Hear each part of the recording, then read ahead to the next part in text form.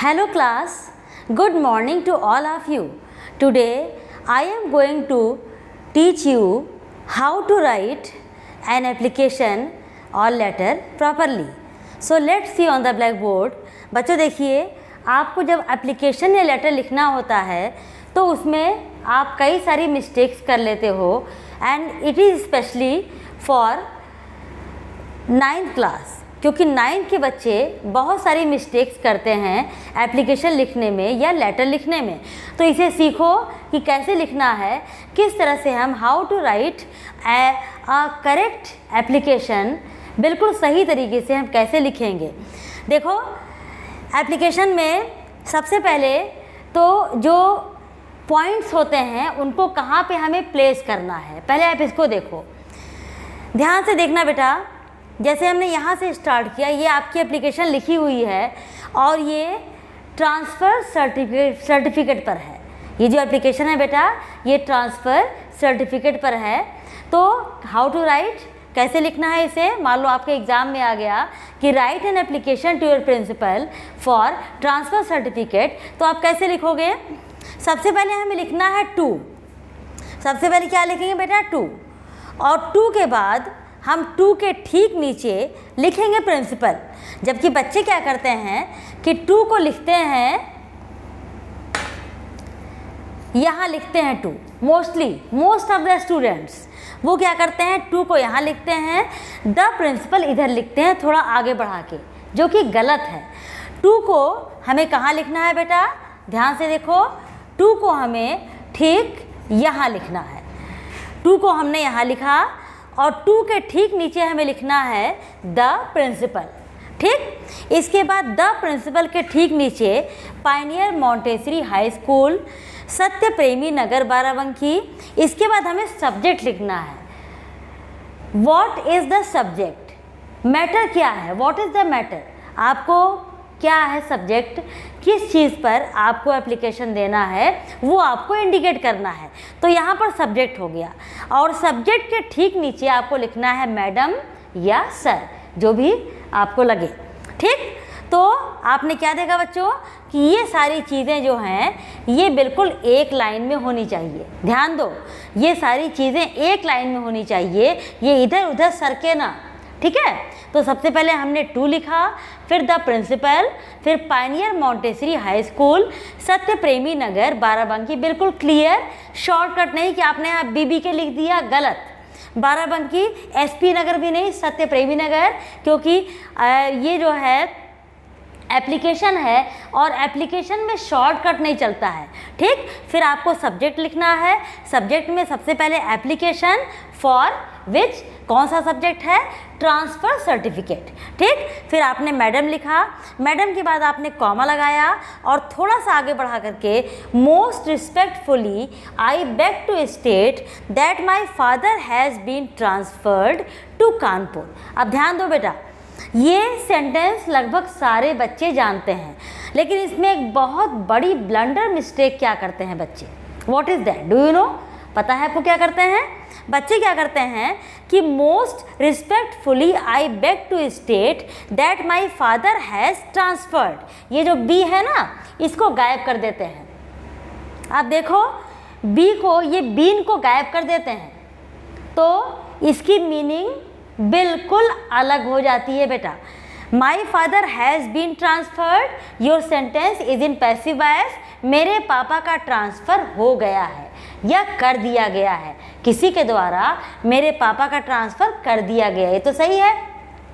बच्चे क्या करते हैं, माई फादर हैज़ ट्रांसफर्ड, सोचते हैं बीन ना लिखें तो भी चल जाएगा, लेकिन ऐसा नहीं है। अगर आपने नहीं लिखा तो इसका मतलब क्या निकला, माई फादर हैज़ ट्रांसफर्ड, मेरे पापा ने किसी का ट्रांसफ़र कर दिया है।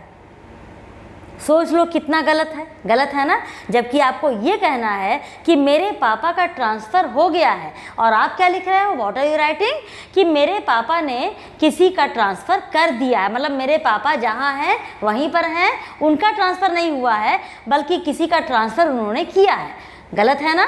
आपको शो करना है कि मेरे पापा का ट्रांसफ़र हो गया है, I am going to other city, मैं दूसरे शहर जा रहा हूँ, and that is why I need a transfer certificate. आपको यही तो शो करना है। तो इस बात पर प्लीज़ बी केयरफुल, बहुत ध्यान देना बेटा।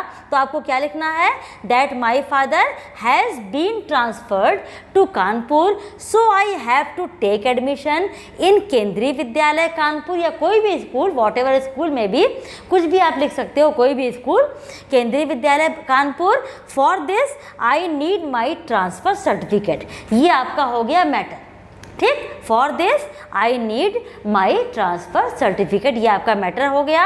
अब आपको रिक्वेस्ट करनी है, मैम से कहना है ना, तो रिक्वेस्ट के लिए आपको पैरा चेंज करना पड़ेगा ताकि वो एक अलग दिखाई पड़े, ठीक। I therefore request you to issue my transfer certificate at an early date, ठीक। यहाँ तक हो गया। फिर I shall be highly obliged, इसकी स्पेलिंग बच्चे अक्सर गलत करते हैं, OBLIGED, ध्यान देना बेटा। I shall be highly obliged to your kind act. और उसके बाद क्या होता है, देखो ध्यान से,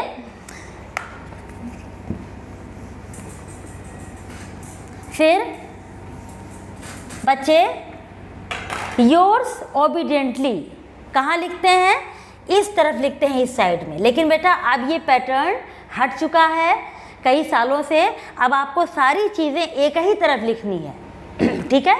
आपने टू द प्रिंसिपल इधर लिखा, इसी तरफ आपको योर्स ओबीडियंटली भी लिखना है। तो काइंड एट, फिर आप यहाँ लिखोगे योर्स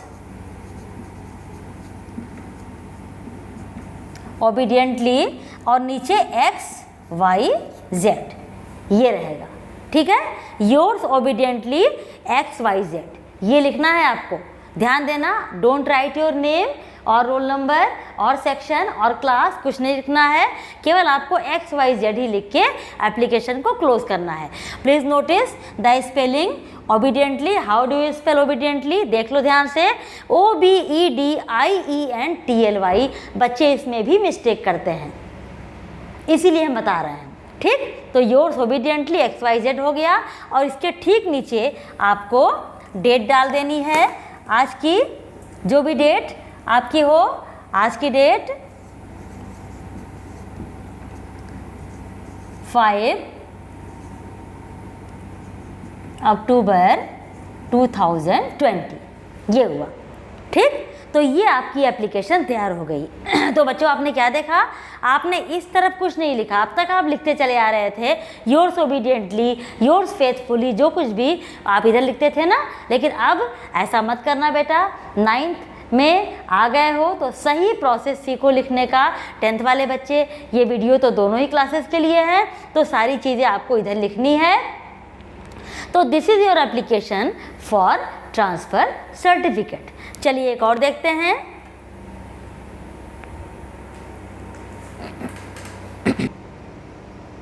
चलिए अब नेक्स्ट एग्जाम्पल देखिए एप्लीकेशन का। बच्चों ये एप्लीकेशन किस लिए है, एप्लीकेशन फॉर सिक लीव। देखो ध्यान से, sick leave it is very common, और बच्चे क्लास 6 से लिखते चले आ रहे हैं सिक लीव पे एप्लीकेशन, लेकिन उसमें अभी भी गलतियां होती हैं। गलतियां कहाँ होती हैं, प्लीज़ नोटिस। सबसे पहले 2 लिखा मैंने, इसके बाद द प्रिंसिपल लिखा, फिर Pioneer Montessori high school Satyapremi Nagar Barabanki, ये पूरा लिखा आपने बच्चों याद रखो एप्लीकेशन का जो मैटर होता है स्टार्टिंग का और जो एंड का वो बिल्कुल सेम होता है सारी एप्लीकेशंस में। जो बीच में जो मैटर लिखा जाता है वो डिफरेंट होता है, ठीक है। तो वो आपका मैटर क्वेश्चन में ही लिखा होता है, और आपके लिए सबसे ईजी प्रोसेस है कि आप क्वेश्चन को ध्यान से पढ़ो। क्वेश्चन में आपको पूरा मैटर मिल जाएगा कि आपको एप्लीकेशन में लिखना क्या है अपने आंसर में, और स्टार्टिंग में सारा मैटर सेम होता है, तो उसी के अकॉर्डिंग लिखो। फिर क्वेश्चन से मैटर उठा करके उसको एप्लीकेशन में सेट कर लो, आपकी एप्लीकेशन तैयार हो गई। जैसे इस पे क्वेश्चन क्या बनेगा, write an application to your principal for sick leave. अब आपको सिक लीव पे लिखना है, आपको आराम से मैटर मिल गया, ठीक। तो चलिए देखते हैं, please come to the point. To the principal pioneer Montessori high school Satyapremi Nagar Barabanki. Subject लिखा आपने एप्लीकेशन फॉर सिक लीव, ये आपका सब्जेक्ट है। फिर मैडम, ये सारी चीज़ें बेटा एक ही लाइन में है। ऐसे ही आपको लिखना है। फिर यहाँ थोड़ा सा आगे बढ़ के most respectfully I beg to state that I have been suffering. अब ये देखो मिस्टेक कहाँ होती है, यहाँ होती है। आई हैव बीन सफरिंग, बच्चे क्या करते हैं दैट आई एम, बच्चे लिखते हैं that I am suffering from fever. सोचते हैं क्या गलत लिखा, मैंने सही तो लिखा है, मुझे बुखार आ रहा है, आई एम सफरिंग, मैं जा रहा हूँ, आई एम गोइंग, बात तो वही हुई, ठीक है। लेकिन ये गलत है बेटा, क्योंकि आपने यहाँ पर टाइम मेंशन किया है सिंस मॉर्निंग टाइम, और just remember about the tenses, present perfect continuous tense, याद आया, उसमें हैव बीन और हैज़ बीन लगाते हैं, सेंटेंस में रहा है रही है हिंदी की तरह होता है। वे 2 बजे से अपना काम कर रहे हैं, वे 3 घंटे से खेल रहे हैं, ठीक है। तो जब टाइम दिया होता है तो वहाँ पर सिंस और फॉर का यूज़ करते हैं बच्चों, याद है बच्चों, याद आ गया आपको। जहाँ पर टाइम देते हैं वहाँ पर सिंस और फॉर का यूज़ होता है, सर्टेन टाइम के लिए सिंस यूज़ होता है और अनसर्टेन टाइम के लिए फॉर यूज़ होता है। बता चुके हैं आपको टेंसेस के, जब पढ़ा रहे थे हम, टीचिंग कर रहे थे टेंसेस की, तो उस समय तो उसे ध्यान में रखते हुए I have been suffering from fever since morning, क्योंकि ये आपका टाइम दिया हुआ है बेटा, तो यहाँ पर आई एम सफरिंग नहीं होगा, आई एम सफरिंग नहीं हो गया। जस्ट टेक एग्जाम्पल, जैसे मैंने कहा आई एम प्लेइंग, मैं खेल रहा हूँ, तो हम क्या लिखेंगे, आई एम प्लेइंग। मैंने कहा आई एम प्लेइंग, मैं खेल रहा हूँ, बिल्कुल सही है। अगर मैंने कहा मैं 2 घंटे से खेल रहा हूँ, तो तुरंत ये एम हट जाएगा, तो यहाँ पर क्या हो जाएगा, I have been playing for 2 hours, ठीक हो गया ना। तो ये हैव बीन लगा क्योंकि यहाँ पर मैंने टाइम को मेंशन किया, कब से खेल रहा हूँ, फॉर 2 आवर्स, 2 घंटे से खेल रहा हूँ। तो वही चीज़ यहाँ है कि मुझे फीवर आ रहा है, कब से आ रहा है, सिंस मॉर्निंग, सुबह से। तो दिस इज़ द टाइम, ये टाइम मेंशन हुआ है बच्चों, तो that is why you don't use am, is, are while making sentence. हमेशा आपको हैव बीन लगाना है। Most respectfully I beg to state that I have been suffering from fever since morning. बच्चों ये बहुत बड़ी मिस्टेक है, अगर आप एम लिख दोगे तो आपका आधे से ज़्यादा नंबर कट जाएगा।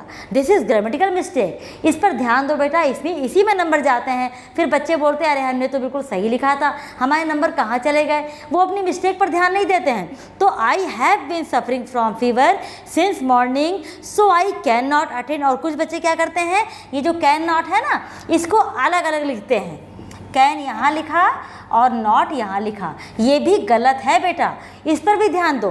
कैन नॉट हमेशा एक साथ लिखा जाता है, can not, this is right, इस तरह लिखते हैं, कैन नॉट को अलग अलग नहीं लिखा जाता है।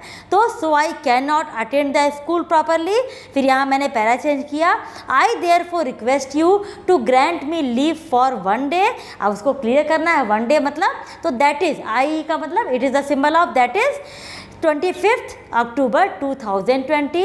I shall be highly obliged to you for this kind act. नीचे हमने लिखा योर्स ओबीडियंटली, यहाँ मत लिखना भूल से, अगर आपकी आदत पड़ी हुई है तो उसे बिल्कुल छोड़ दो, तुरंत चेंज हो जाओ। आपको यहाँ सारी चीज़ें एक ही तरफ होंगी, योर्स ओबीडियंटली XYZ, और उसके नीचे यहाँ पर डेट डाल के आज की डेट डाल देना है। तो ये आपकी एप्लीकेशन तैयार हो गई फॉर सिक लीव। तो बच्चों आपने क्या देखा कि एप्लीकेशन किसी भी तरह की हो, उसको लिखने के लिए मैटर आपके क्वेश्चन में ही रहता है, सिर्फ आपको नोटिस करना है कि व्हाट इज़ द मैटर। तो एप्लीकेशन का फॉर्मेट तो आपको क्लियर हो ही गया होगा, ये आपका फॉर्मेट है फर्स्ट वाला, और लास्ट में आपको क्या स्टार्ट करना है, कैसे लिखना है, और जो बीच का मैटर है वो तो आपके क्वेश्चन में रहेगा ही बच्चों। उस मैटर को निकालो और उससे एप्लीकेशन बना लो, आराम से लिख डालो, कहीं कोई मिस्टेक नहीं होगी। जो छोटी मोटी गलतियाँ होती हैं वो मैंने आपको नोटिस कर दिया, और अब मेक श्योर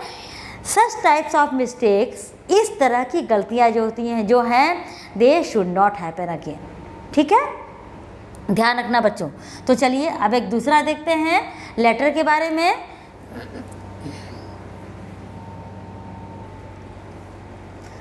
तो चलिए बच्चों अब देखते हैं how to write a letter. अब लेटर पे आते हैं हम। लेटर को कैसे लिखा जाता है इसे भी देख लो ठीक से।